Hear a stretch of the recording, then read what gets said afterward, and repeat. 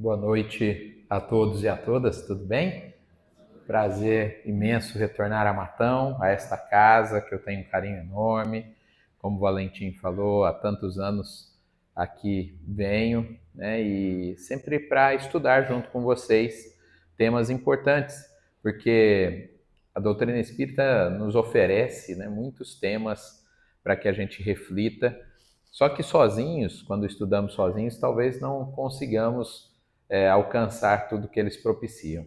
E quando a gente estuda coletivamente, isso fica mais fácil. Hoje, nós vamos tratar do tema comunicação, né, com esse item aí, além das palavras. Tiramos o que vamos falar do Livro dos Espíritos, do Evangelho segundo o Espiritismo e do Comunicação Não Violência, do Marshall Rosenberg, é um material não espírita, né?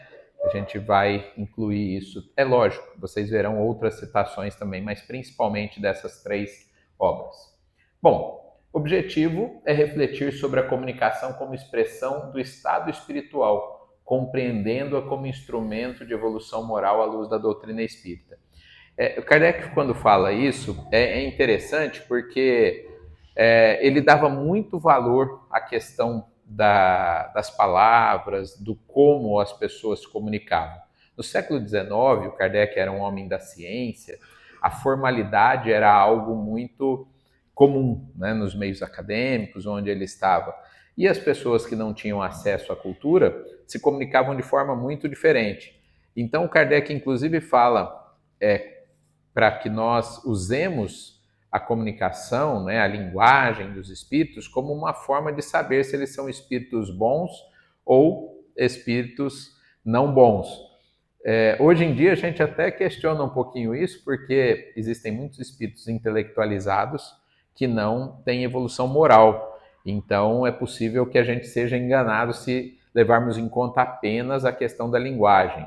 Mas é lógico, vamos levar em conta o conteúdo dessa comunicação, como veremos aí, né? Então, a gente precisa entender, né, que a comunicação é uma expressão muito importante das relações humanas e que nos faz, portanto, crescer.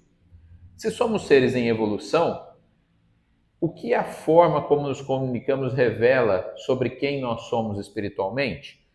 Então, como eu falei, na época do Kardec, ele dizia que era determinante. Hoje, se talvez não seja determinante, ainda é muito importante. Porque aqui eu não vou me referir às palavras exatamente, mas me referir ao modo como nós nos comunicamos, não é?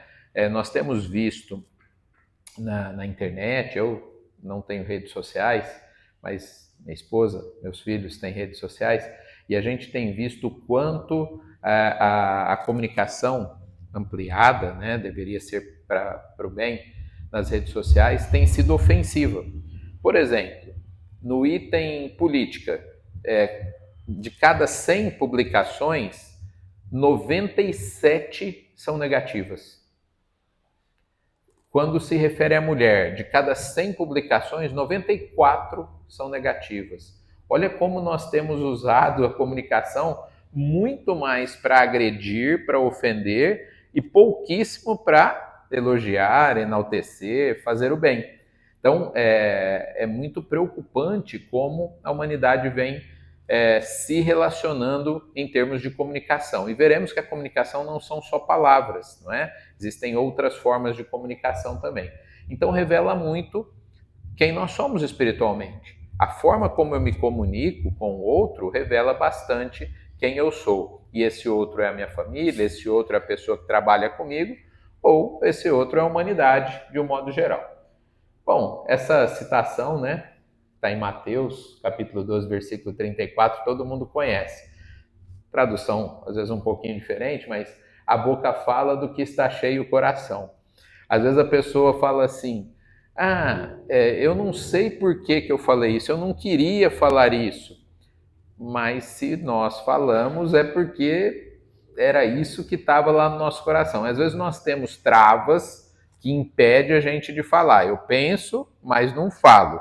Só que quando a gente fica muito irritado, quando a gente está muito contrariado, essas travas, ou por outros fatores, por exemplo, o álcool, remédios, doenças que afetam a parte mental, as pessoas perdem a trava, né? E aí falam aquilo que tem dentro delas. Então fala assim, não, a pessoa não é assim, é porque ela tinha bebido. A bebida só tirou a trava do que ela já tinha dentro dela. A boca fala do que está cheio o coração. Você não pode imaginar que a pessoa vá falar coisas que ela não tem. Por exemplo, peça para eu falar alguma coisa em russo. Não vai sair. Eu não tenho esse arquivo. Não vai adiantar. Eu só vou falar coisas que eu sei, que eu conheço, que está no meu arquivo pessoal. É claro que eu citei o exemplo de uma língua estrangeira, mas isso vale para qualquer coisa. Né? Os xingamentos, as ofensas, são coisas que nós temos dentro de nós e às vezes temos travas. Estava dando uma aula de história essa semana, fazendo referência, só para ilustrar aqui, a Maria I, mãe do Dom João VI, avó do Dom Pedro I, a bisavó do Dom Pedro II, né? Que ela foi apelidada de Maria a Louca. Talvez vocês se lembrem disso da história. Mas dizem alguns biógrafos, alguns historiadores, que é porque ela, talvez com algum problema mental, na época não era muito bem diagnosticado, ela perdeu as travas. Então ela era super sincera. Sabe aquela pessoa que chegava e falava tudo que pensava e o pessoal classificava isso como uma loucura, né? Imagina na corte as pessoas sem filtro falar o que pensam. Então, nós só falamos aquilo que temos dentro de nós.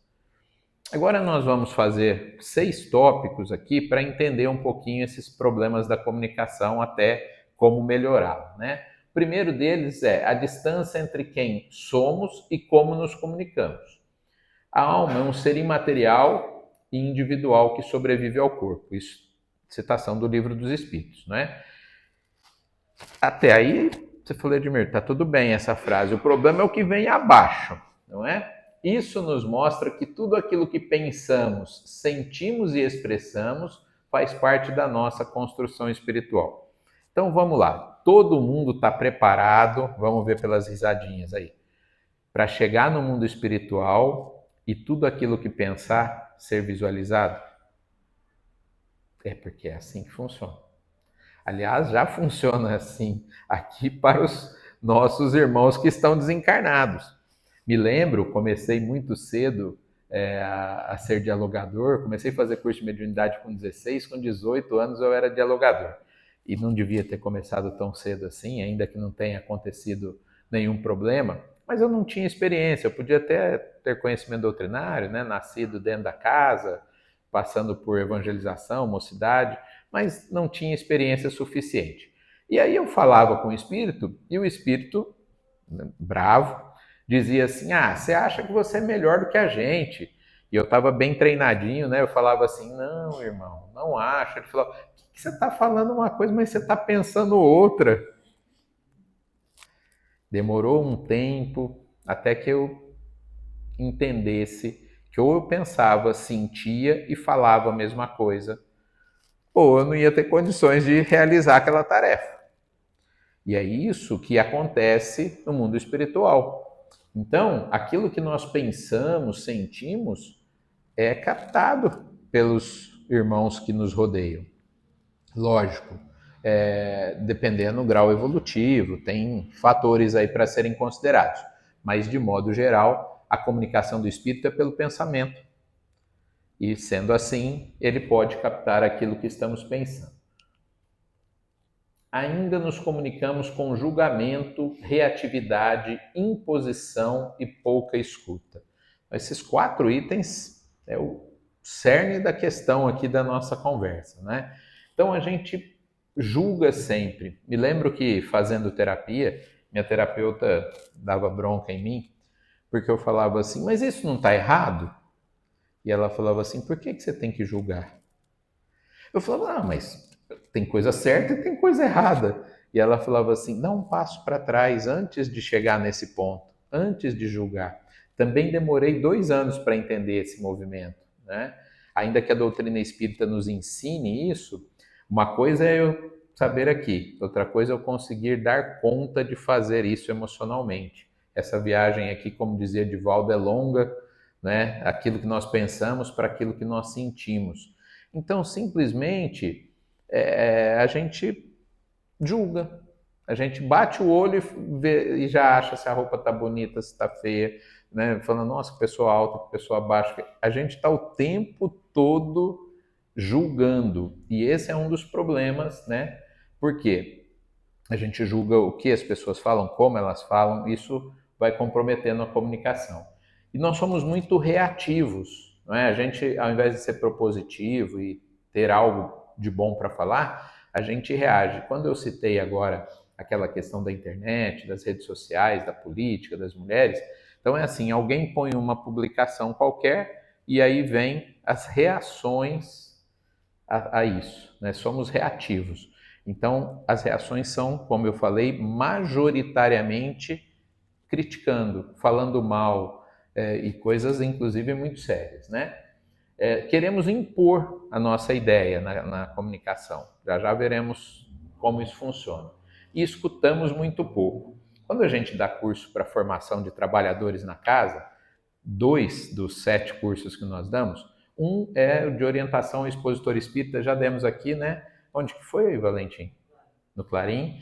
E aí a gente está ensinando um pouquinho como é que fala em público, né? É a participação de alguém da área de fonoaudiologia, minha esposa faz a parte do uso de tecnologia, e aí a gente vai falar de como preparar aulas, como preparar palestras, enfim, a gente ensina isso. É mais fácil ensinar isso do que o curso, que é outro de formação de trabalhadores, de atendimento fraterno, porque ensinar a falar é mais fácil do que ensinar a ouvir. A gente brinca que é o curso de oratória e o curso de escutatória, né? O de escutatória é difícil, as pessoas não querem ouvir. As pessoas se preocupam muito em falar aquilo que pensam e pouco em ouvir. Então, a gente tem pouca escuta. E quando escuta, não é uma escuta ativa. A gente já está pensando na resposta que vai dar, né? Não está incorporando aquela informação. O item 2 daqueles itens que eu falei é a comunicação como expressão das nossas imperfeições. Será que nós temos consciência disso? Será que nós temos consciência de que aquela frase de Jesus, né, que a boca fala o que o coração está cheio, é realmente isso? Fala assim, não, eu falei isso, mas eu não sou assim. Será mesmo? Né? Porque é a expressão das nossas imperfeições. Aí eu fiz isso, lembrando que não é só falar, né? Eu fiz isso e é uma forma de comunicar, o fazer é uma forma de comunicar, mas eu não queria ter feito.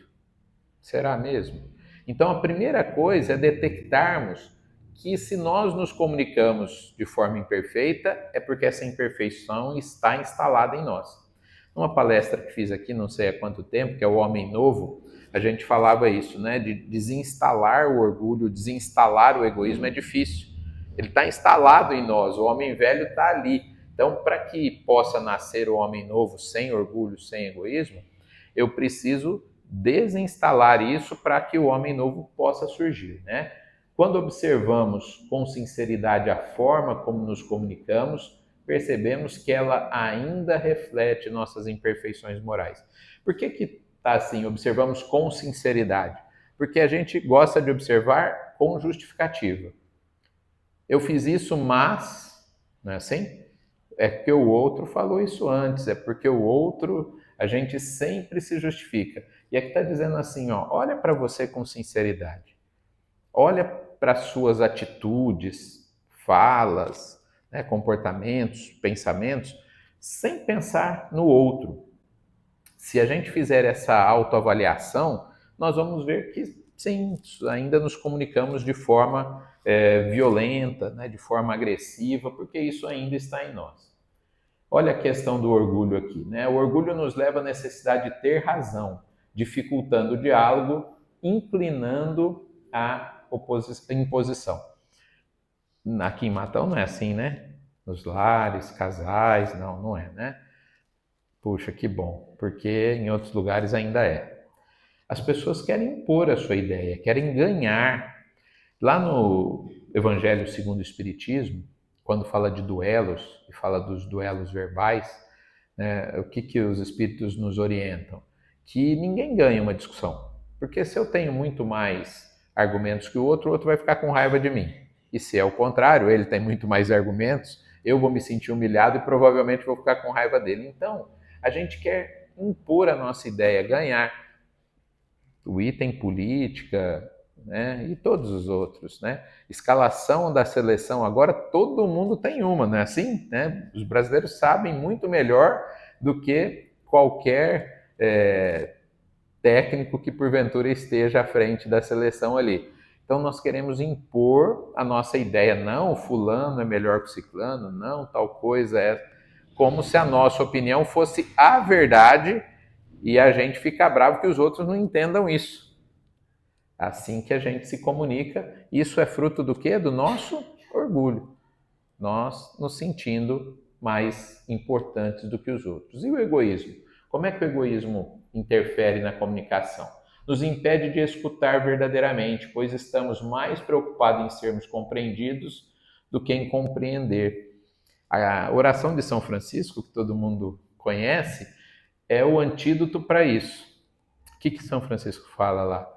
Que eu possa mais amar do que ser amado, né? Compreender do que ser compreendido. Então, ele está dando ali a receita, o antídoto para o egoísmo, para que a gente não fique focado em nós. É muito comum que duas pessoas conversando e a outra pessoa está contando, a outra pessoa foi viajar para o exterior e ela vem cheia de vontade de contar. E a que está ouvindo, às vezes está ouvindo ali por educação, mas já está pensando em tudo que tem para ela falar, ela quer ela contar as coisas e pouco ouve aquilo que a outra pessoa está dizendo. Então é o nosso egoísmo, somos focados muitas vezes em nós e pouco escutamos, como dissemos anteriormente, aquilo que os outros têm a dizer. A gente fala demais por não ter nada a dizer, como diria a letra do Legião Urbana aí, né? Aprendemos formas de comunicação que muitas vezes acabam ferindo os outros, não é? A gente aprende isso na sociedade, inclusive dos pais, que de certa maneira querem nos proteger.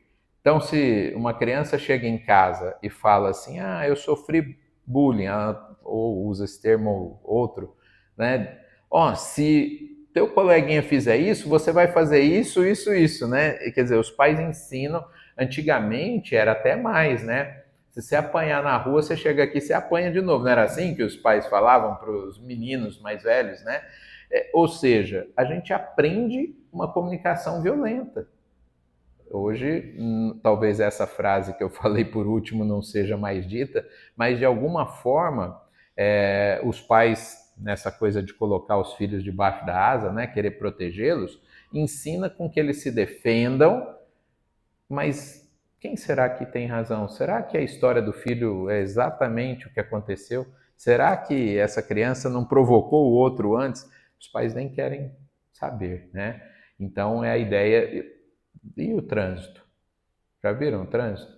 É aquela coisa assim, nem aconteceu nenhum acidente, nada, só porque um passou um pouco mais rápido, alguma coisa ali que nem problema foi, às vezes gera, né, xingamentos, até agressões, coisas absurdas ali, que é a nossa forma de comunicação violenta. Não é o outro que nos faz reagir, é aquilo que ainda não foi transformado em nós. Então essa é a resposta para aquela frase assim, eu fiz isso porque o outro fez aquilo. A gente se justifica dizendo que eu não fiz nada de errado, afinal de contas o outro fez isso antes. Mas não é o problema do outro, porque se o outro fizesse aquilo que fez e fosse Jesus, e fosse o Chico, e fosse Francisco de Assis, não ia acontecer nada. O problema sou eu, que ainda reajo de forma violenta. Então, não é o outro que nos faz reagir daquela maneira. A gente quer entender que sim. Né? A famosa frase do Homer Simpson, a culpa é minha, eu ponho quem eu quiser. Né? Ou seja, eu quero dizer que eu fiz aquilo, mas que a culpa é do outro. E não é assim. Isso é nas relações de casais, pais e filhos, todas as relações sociais. O item 3, o outro como espelho. As relações que estabelecemos ao longo da vida não são casuais, elas funcionam como verdadeiros espelhos do nosso estado interior. Então, normalmente, o que nos irrita profundamente é aquilo que nós não conseguimos trabalhar em nós, o outro também não, e quando ele faz, isso me deixa muito bravo, porque eu não quero ver isso, né? Então, o outro é nosso espelho. Exemplos fáceis de nós compreendermos é dois autoritários. Como que dois autoritários se relacionam? Vão sair faísca ali na relação o tempo todo. Por quê? Porque um vai dizer para o outro assim, você quer tudo do seu jeito. E o outro fala assim, é você que quer tudo do seu jeito. Se for um autoritário e um submisso, dá certo. O autoritário sempre manda, o submisso não quer mandar nunca e está tudo certo. Quando são dois submissos, vira problema também. Porque eu falo assim, é tua vez de decidir. O outro fala, não, eu já decidi ontem, é tua vez de decidir. Ninguém quer tomar decisão, tomar iniciativa. Então, o que me incomoda no outro? Quando ele é igual a mim. Eu sei que agora algumas pessoas pensaram, vixe, então é por isso que eu brigo com meu pai, é por isso que... Pois é uma possibilidade. Aqui eu não estou falando individualmente, é um conceito coletivo, né? Mas irrita profundamente. Aquilo que nos incomoda nos outros muitas vezes revela aspectos que ainda precisamos trabalhar em nós. Então eu fico muito irritado, muito bravo, porque o outro faz o que eu faço também e eu não consigo lidar com isso. O outro desperta em mim coisas, por exemplo, eu fico com raiva e eu não queria enxergar que eu tenho raiva. Então, aí eu fico com mais raiva dele ainda porque ele fez eu enxergar que eu tenho esse defeito. Isso é algo muito complexo, né? Estou psicologizando um pouco essa parte aqui da nossa fala, mas é real, existem estudos. No curso de formação de educadores espíritas, que eu fiz em 99, 2000, a gente participou 120 educadores do Brasil inteiro durante um ano. A gente se reunia ali em Campinas, Valinhos. Essa parte foi dada por um casal de psicólogos de São Paulo, Ney...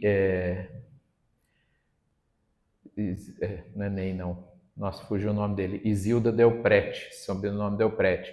Os dois eram psicólogos e fizeram isso. E eles fizeram, foi um sábado o dia inteiro para a gente só estudar essas questões das nossas emoções e mostravam como que as nossas emoções básicas, como raiva, como ciúmes, a gente primeiro tenta negá-las e quando alguém desperta isso em nós, a gente fica com raiva porque isso foi despertado em nós. Então é bem complexo. Aqui nós estamos trazendo apenas um aperitivo, né? Os conflitos são oportunidades de perceber necessidades que ainda não estão sendo atendidas. Dentro da comunicação não violenta se fala muito isso. Conflito não é problema. O problema é o confronto. Conflito a gente tem com a gente mesmo. A gente não fica em conflito. Vocês nunca discordaram de si mesmo? Eu discordo o tempo todo, né? A gente discorda, a gente tem conflitos existenciais ali. Você fala, puxa, será que eu devo? Será que não? Esses conflitos são saudáveis, são positivos. Por quê? Porque é oportunidade de perceber o que ainda a gente tem que fazer. O problema é o confronto, não é? Quando eu quero ganhar do outro. O conflito é algo saudável porque é o despertamento para o problema. O confronto é querer vencer o outro por orgulho. Por trás de uma fala dura, de uma crítica ou de uma reação intensa, existe quase sempre uma necessidade não compreendida. Que necessidade? De respeito, de acolhimento, de escuta, de pertencimento. Então, pessoas que são muito agressivas nas relações, normalmente elas estão adoecidas. São pessoas que carecem, e aí, terapeutizando também a discussão aí, né? Talvez na formação dela, dessa vida, e como espírita sabemos o que ela traz de outras vidas também influencia, é uma pessoa que por mais respeito que ela receba, ela não se sente respeitada. Né? Que por mais acolhida que ela seja, ela não se sente acolhida. Por mais que as pessoas a escutem, ela sente que não é escutada. e que ela não pertence a nada, ela se sente fora, um peixe fora d'água na família, na empresa, em todos os grupos no centro, por isso ela tem dificuldades de relacionamento. Isso é muito sério, né? Porque eu costumo brincar que é como se fôssemos uma caneca furada, né? A pessoa aí. Então a pessoa recebe, mas tem um furinho ali que vai vazando tudo. Então a questão não é se ela é amada, se ela é acolhida, se ela é respeitada. É se ela se sente amada, se sente acolhida, se sente respeitada. São coisas diferentes. Às vezes elas verbalizam assim, ó. Eu sei que você me ama, mas eu não sinto. Já ouviram isso? Eu sei que você tenta me ouvir, mas ela até racionalmente tem essa consciência. Já é um começo. Mas ela não consegue sentir, porque emocionalmente tem esse furinho emocional que vai fazendo com que ela não se sinta pertencente, né, escutada, acolhida, amada. Tá tudo bem até aí, pessoal? Agora vamos falar de um outro tipo de comunicação, né? O corpo também fala. Dizemos estar tudo bem, mas o corpo revela o contrário. Essa parte aqui daria um seminário, né? Talvez os mais antigos se lembrem, hoje existem outras obras até melhores, mas na década de 80 saiu um livro que fez muito sucesso, que era O Corpo Fala.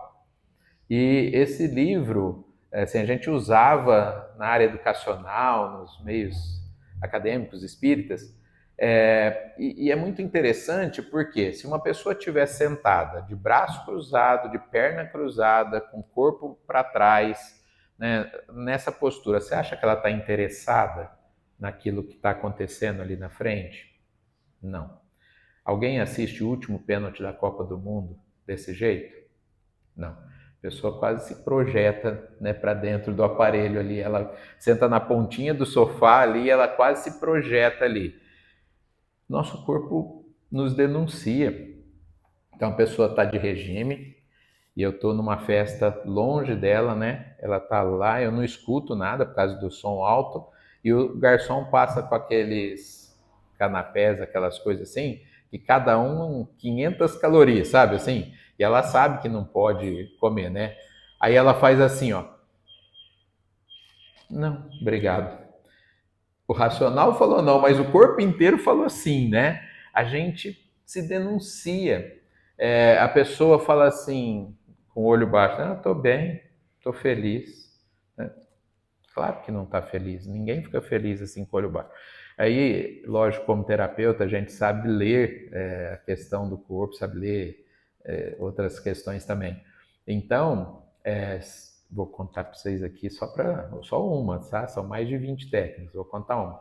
Por exemplo, quando a pessoa olha para o canto superior direito, ela está acionando criatividade. Quando ela olha para o canto superior esquerdo, ela está acionando memória. Então, quem tem olhos de ver, né, quem foi treinado para isso, vai perceber coisas. Então, se eu perguntar, o que você almoçou na quinta-feira? Você vai falar, quinta-feira? Quinta-feira, a gente vai acionar assim. Se eu falar, se você ganhar na loteria, o que você vai fazer? Aí é criação, não é memória. Nossa, Quanto? Se eu ganhar quanto? Eu começo a pensar, né? Eu vou viajar, eu aciono olhando aqui para o canto superior direito. O nosso corpo, ele nos denuncia, não é?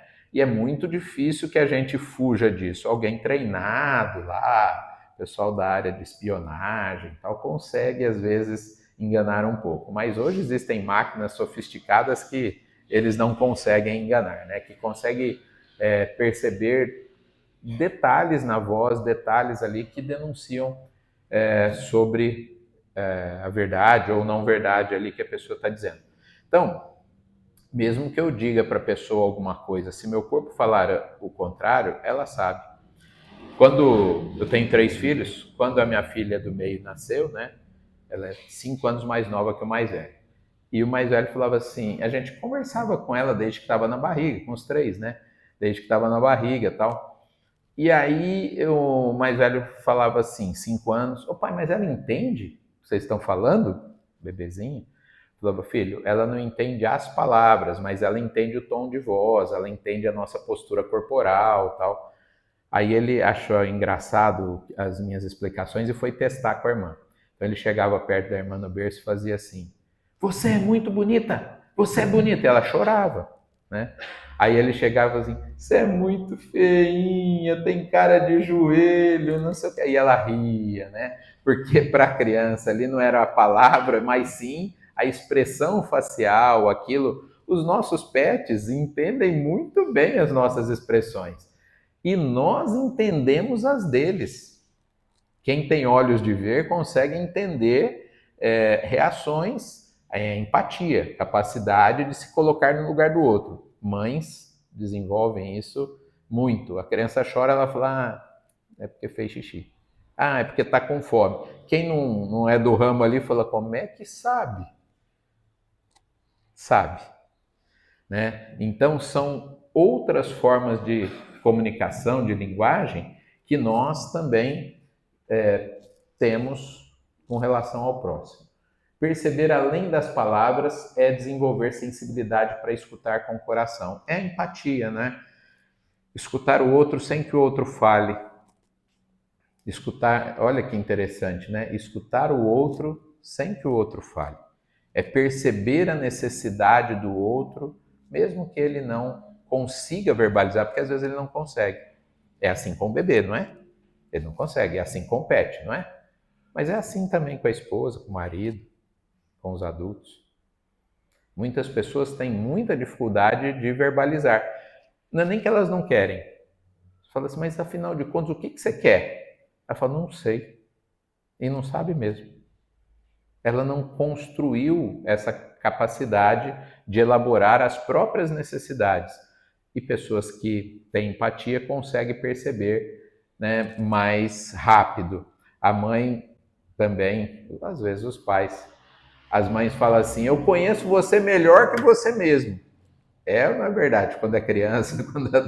Por quê? Porque é a capacidade de se colocar no lugar do outro, compreender, ouvir com o coração. Quando mudamos nosso olhar de julgamento para compreensão, o outro deixa de ser um adversário e passa a ser um companheiro de aprendizado em nossa evolução espiritual. Então lembra que eu falei do julgamento e lembra que eu também citei o orgulho? Nesse caso aqui a gente está se despindo do julgar e nós estamos nos despindo também do nosso orgulho. O outro é nosso companheiro de jornada. Ele está aprendendo junto com a gente. Eu costumo citar em aulas, né? Pensa em alguém, sem deixar cair o padrão vibratório, tá? Pensa em alguém que você não gosta, seja da família, um político, qualquer pessoa. Deixa eu te dar uma notícia, essa pessoa vai ser espírito puro um dia. E às vezes antes da gente. Pronto, ficou tudo mais leve. Todos estão companheiro de caminhada. Às vezes estamos em pontos diferentes, temos pontos de vista diferentes, mas somos só companheiros de caminhada. Não é meu adversário, não é meu inimigo, é alguém que está na batalha junto comigo para a evolução espiritual. O item 4, escolher uma nova forma de se comunicar. Então agora a gente vai começar a melhorar isso aí, né? A gente já detectou todos os problemas aí, a parte final. O espírito não permanece estagnado, ele progride, aprende, se refaz. Cada experiência é uma oportunidade de superação. Então, eu falei, não deu certo. Tem que aprender com isso, não é? Cada experiência vivida é algo que eu tenho que usar isso a meu favor no futuro, né? Se a comunicação revela quem somos, então podemos progredir através dela. Se lá a gente estava dizendo da comunicação sendo um problema, agora a gente está falando da comunicação sendo um caminho de progresso. Então, saímos, né, daquela visão onde nos comunicamos mal e agora passamos a usar a comunicação para progredirmos. Imagine que em questão de dias, semanas, meses, treinando, eu consiga melhorar muito a minha comunicação. Quanto que isso vai colaborar no meu progresso espiritual? Muito. Pelo menos, tenho certeza, vai melhorar as minhas relações. Porque no fundo não é sobre o outro mudar, é sobre nós escolhermos responder diferente. Então, quer a fórmula para ficar louco? É querer que o outro mude. Tem alguém aqui em Matão que ainda quer isso? Vai pirar. Porque eu não tenho poder sobre o outro. Se fosse assim, Jesus tinha mudado todos nós. As mães tinham mudado os filhos para que eles nunca cometessem nenhum tipo de delito. Nós não temos poder sobre o outro. Então não é sobre o outro mudar, é sobre como eu vou lidar com aquela situação. Quando a gente faz isso, tudo fica diferente. Ah, mas o outro gritou, mas o outro fez isso. É o outro. Né? Eu tenho a minha forma aí. Essa música do Almir Sater, né, Tocando em Frente, todo mundo conhece aí. Esse trecho tem muitas formas de interpretá-lo, mas aqui pensando na comunicação, né? Conforme a gente fica mais velho, e aqui a maioria, salvo uma exceção, né? A maioria que já passou dos 15, né? Ando devagar porque já tive pressa e levo esse sorriso porque já chorei demais. É aprender a se comunicar. Vamos devagar, vamos esperar a hora certa, né? A gente já foi tão afoito e fez tantas coisas erradas que dá para a gente aprender com esses erros do passado e andar um pouco mais devagar e sorrir mais, né? Porque nós já choramos, já erramos tanto, então agora dá para a gente se comunicar com mais inteligência, com mais sabedoria, fazer da comunicação um caminho de progresso. O 5 é a linguagem do coração, que é a soma do que está no Evangelho e na comunicação não violenta, né? CNV é comunicação não violenta ali. Quando nos conectamos com nossos verdadeiros sentimentos e necessidades, nos reconectamos à nossa natureza compassiva. Olha que legal isso. É só a gente se conectar com os nossos sentimentos e a gente vai compreender melhor o outro, né? Ser mais compassivo, fazer da comunicação um caminho de paz. Olha como é que Jesus olhava para tudo isso que a gente falou. E quando olhamos para Jesus, ele não se comunicava para vencer, ele se comunicava para transformar. Legal isso, né? Jesus não queria vencer o outro. Ele trazia verdades fortes, opostas ao que se pregava na época, mas ele não estava preocupado em ganhar nenhum debate. Ele estava só querendo que o outro pudesse usar daquilo para se transformar. Não julgava, mesmo diante do erro. Lembra acho que falei aqui já sobre o perdão, né, da passagem da mulher adúltera, que ele fala para que o que tivesse sem pecado atirasse a primeira pedra, né? Então ele não julgava, ele mesmo diante do erro ali. Amava mesmo diante da incompreensão. A frase famosa da cruz, né, se é que a gente tem que relevar as coisas da forma como foi escrita, por exemplo, 2 dos 4 evangelistas sequer conheceram Jesus, né? Mas a frase Pai, perdoa, eles não sabem o que fazem. Então, mesmo diante da incompreensão ali e da crucificação, ele amava. Ele não falou assim, nossa, eu vim aqui, fiz o meu melhor e esse pessoal... Não, ele só amava. Se a gente tem ele como referência, e antes de responder, compreendia profundamente a dor do outro. É a empatia. Amar ao próximo como a si mesmo. É empatia. Eu compreender a dor do outro. Isso, lá no curso de atendimento fraterno, a gente fala muito isso. Nunca diminua a dor do outro. A pessoa fala assim, eu estou sofrendo muito, tal. Aí você fala assim, mas por quê? Eu vou dar um exemplo bem bobo, tá? Porque eu não completei meu álbum de figurinha da Copa. Tem gente que sentiu vontade de dar risada, né? Assim, meu Deus, mas isso é motivo. Mas para a pessoa é importante. É isso que a gente tem que entender, né? Assim, compreender a dor do outro. Para o outro, a dor dele é importante. Pode ser que para mim seja ridículo ali, absurdo. Mas no atendimento fraterno a gente fala assim, não posso mexer nenhum músculo da minha face demonstrando que eu estou menosprezando a dor da outra pessoa. Isso para você é importante? É. Então vamos tentar te ajudar. Uma das ajudas é fazer com que ela compreenda ali mais para frente que aquilo não vai fazer tanta diferença na vida dela, tal, mas eu não estou menosprezando a dor, eu estou ajudando ela a construir esse raciocínio, esse pensamento, né? E o último item, caminho prático, os 4 passos e aí adaptados à doutrina. Quando o coração fala, a alma do outro escuta.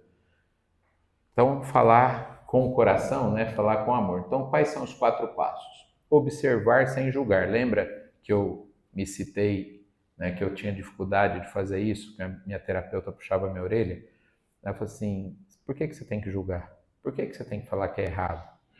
Mas não é? Ela falava assim, você vai ficar sofrendo, né? Porque você tem que sempre chegar no ponto do julgamento do certo e errado. Volta um passo antes. É isso aqui. Por mais que eu, na época, com 20 e poucos anos, tivesse já informação sobre isso, eu não conseguia sentir isso, né? Identificar os próprios sentimentos. Aqui é assim, ó. Por que eu tô tão bravo com aquilo que o outro fez? Vou tentar identificar o que me irrita. Outra pessoa, meu sócio, sei lá, quem me traiu. Por que eu tô bravo? A primeira resposta é, porque ele me traiu. Aí eu estou terceirizando a responsabilidade. Por que eu estou bravo mesmo? Estou identificando meus sentimentos. Porque eu estou com orgulho ferido. Como assim ele fez isso comigo? Eu me acho tão importante que eu não aceito. É meu orgulho ferido que está doendo. E a gente não identifica aonde que está o problema de fato. A gente joga a responsabilidade para o outro. E o outro eu não posso mudar. Então, por que está doendo? Está doendo porque eu estou com orgulho ferido. E é isso que eu tenho que cuidar. Reconhecer as necessidades envolvidas. Aqui, citar o Chico, né, e o Emmanuel. Quando saiu publicado na revista O Cruzeiro, 2 repórteres entrevistaram o Chico e puseram lá coisas completamente diferentes do que ele falou, inclusive que ele ficava com o dinheiro das obras, coisa que nunca aconteceu, e ele estava chateado. Aí o Emmanuel apareceu e falou, pô Chico, mas por que você está chateado? Ele falou assim, Emmanuel, você viu aí, ó, publicou isso, né, e eu não fico, você sabe disso. Eu falei, então, por que você está preocupado? Se fosse verdade, você não tinha com o que se preocupar, porque é verdade. Se não é verdade, você também não tem com o que se preocupar. Mas eu não tenho razão, Emmanuel? Ele falou, tem, Chico, mas eles têm a necessidade, vamos trabalhar? Ou seja, reconhecer as necessidades envolvidas. Eles têm a necessidade. O outro ainda precisa gritar, o outro ainda precisa fazer coisas, é a necessidade dele. É reconhecer isso, né? Expressar com clareza e respeito. A comunicação não violenta fala muito disso, né? Eu devo falar, eu devo expressar o que eu penso, minhas opiniões, mas sempre de forma respeitosa e na hora certa, da forma correta, né? Para que a comunicação melhore.